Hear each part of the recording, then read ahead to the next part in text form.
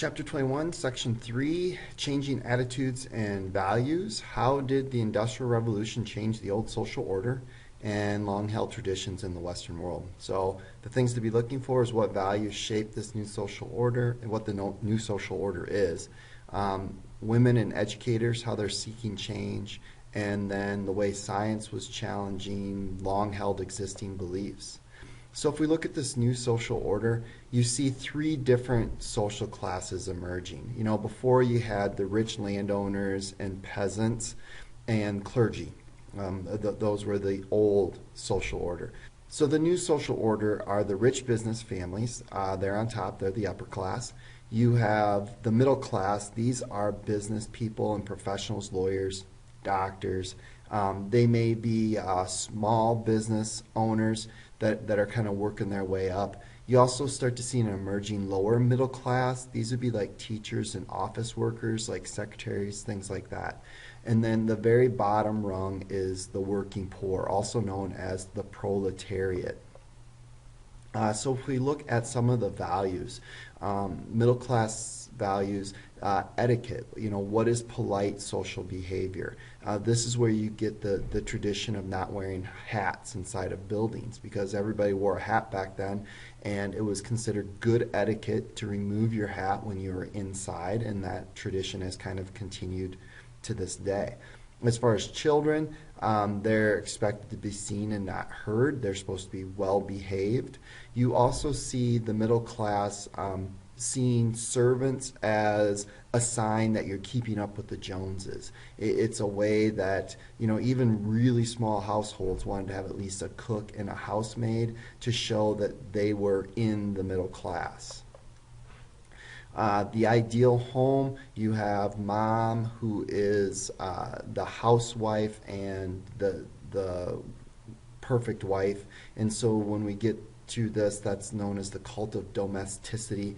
But we get these stereotyped roles of what men are supposed to do and what women are supposed to do.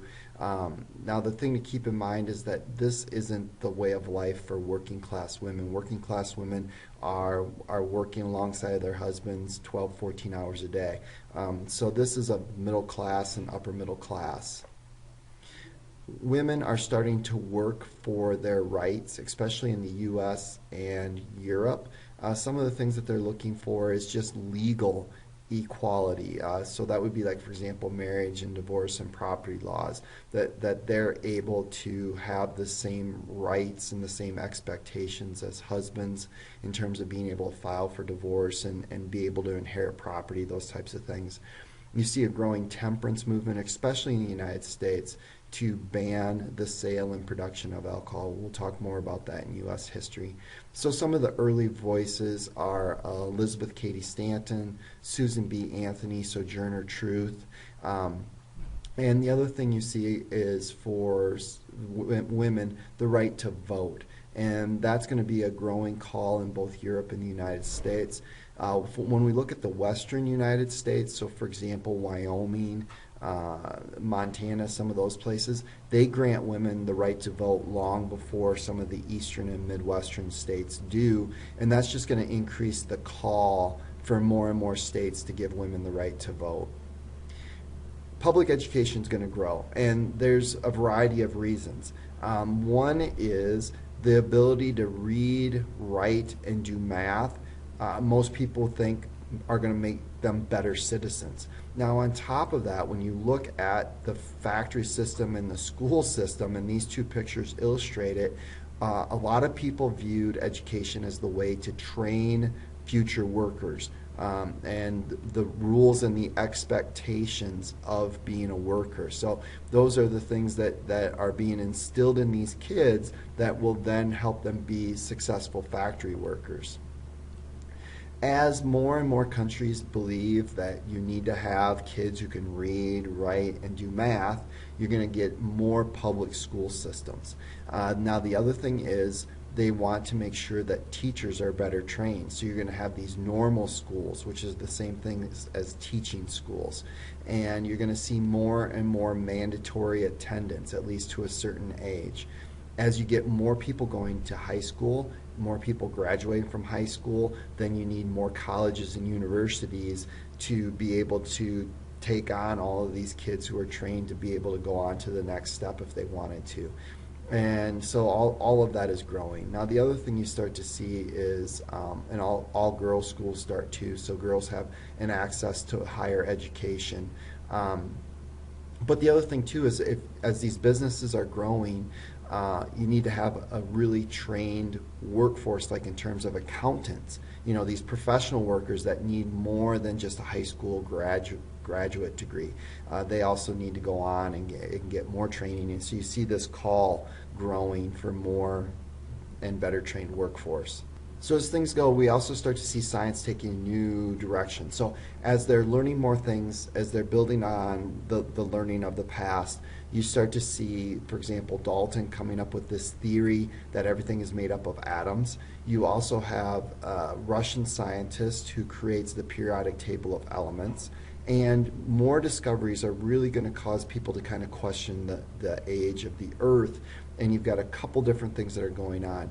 You've got Charles Lyell, who looks at the layers and he looks at all of the landforms, and he realizes that the Earth cannot be a couple thousand years old. It has to be much older than that, because if we look at the effects of erosion, it takes a lot longer than what the Bible would have said that the Earth was created in. The other thing you start to see is more and more discoveries. So as people become more curious about things and they start to excavate things, you see archaeology finding Neanderthals, and that causes them to question, well, where did this come from and where did they go? Charles Darwin is going to come up with his theory of natural selection, this idea that certain characteristics make animals and plants and variety of species better adapted at surviving, and because they survive, they pass those traits on, and that's over the course of generations and centuries is how evolution works. Now, the problem with this is that some people are going to apply Darwinism or the ideas of Darwinism to society, and it's going to lead to this idea of racism, that certain groups are more fit than others, that certain groups are more evolved than others. And it's going to lead to this idea of society's survival of the fittest. And that's going to cause a whole host of problems that we're still kind of dealing with now. Religion also needs to step up. So they're looking at the fact that through laissez-faire economics, people aren't receiving the help that they need. And when they look at those people who are living in the inner cities, they believe that there's a spiritual gap that religion needs to reach out to.